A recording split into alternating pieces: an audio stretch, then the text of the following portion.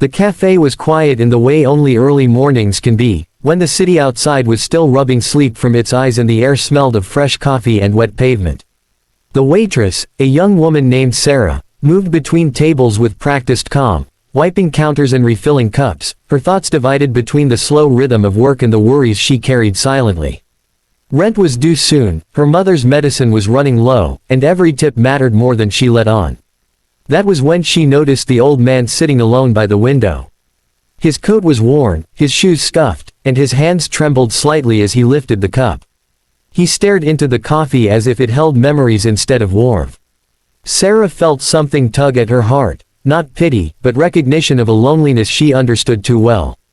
She approached with a gentle smile, asked if he wanted a refill, and he nodded, eyes kind but tired, thanking her in a soft voice that sounded like it hadn't been used much lately.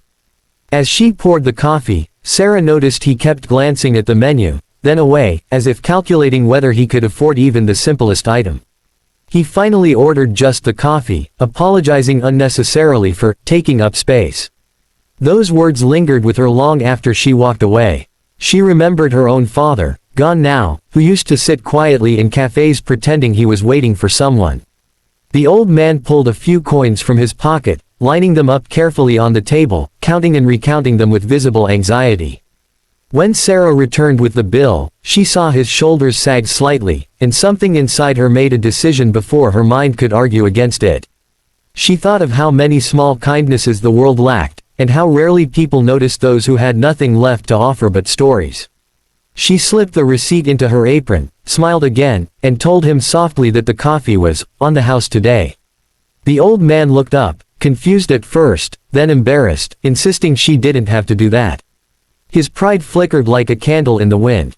Sarah shook her head gently and said it was her choice, that she wanted to. For a moment, he just stared at her, eyes glassy, as if her words had cracked something open inside him.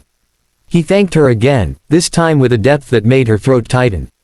He told her kindness reminded him of someone he once loved, someone who believed small gestures could change lives.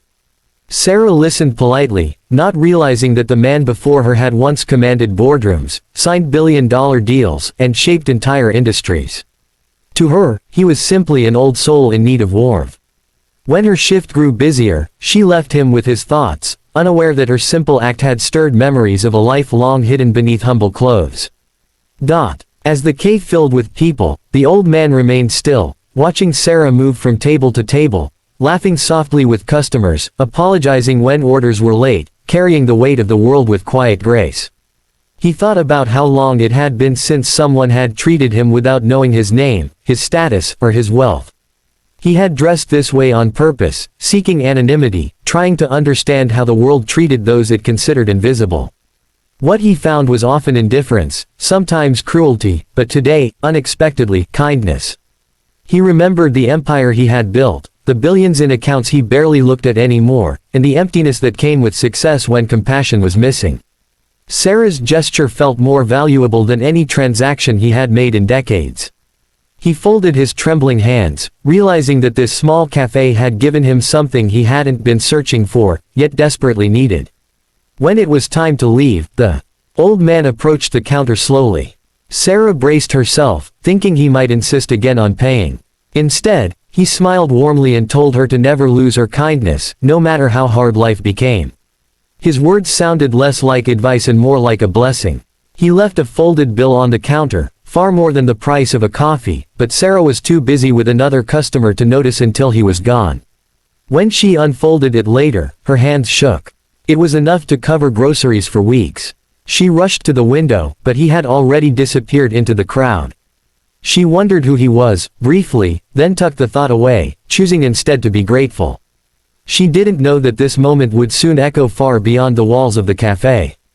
Days later, a black luxury car pulled up outside the cafe, drawing curious glances from passers-by. Sarah was working another long shift when a well-dressed man entered, asking politely to speak with her. Nervous, she wiped her hands on her apron and stepped forward. He introduced himself as an assistant and handed her a sealed envelope, explaining only that it was from someone she had helped recently. Inside was a letter written in elegant handwriting.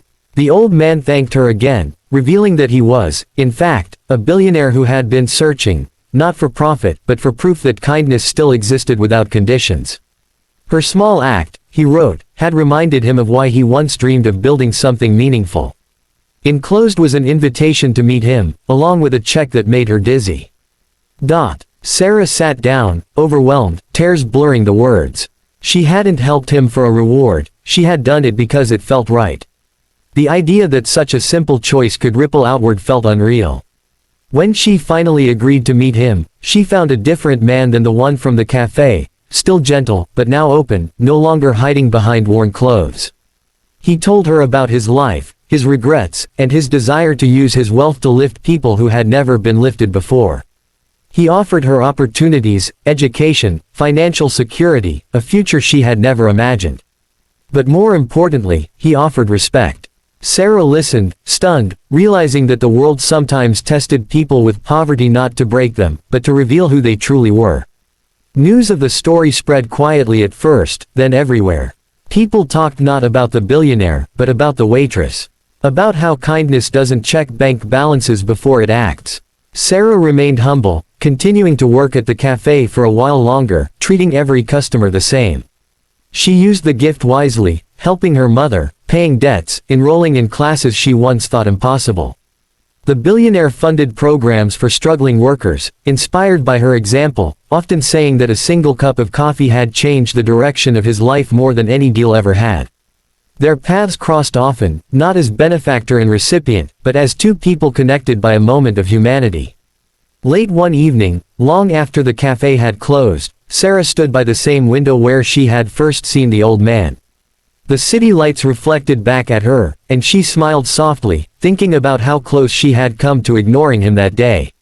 Life hadn't suddenly become easy, but it felt lighter, as if the world had acknowledged her existence in return for her compassion. She understood now that kindness was not weakness or sacrifice, it was strength, quietly shaping destinies.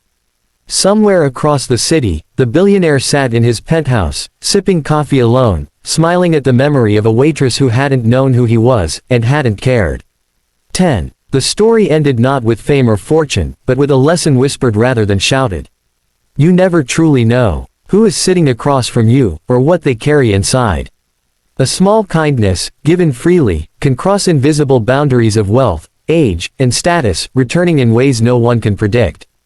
Sarah continued to serve coffee, but she also served hope, proof that humanity still mattered in a world obsessed with numbers. And the billionaire continued his search, not for validation, but for chances to be reminded that the richest moments in life often cost nothing at all.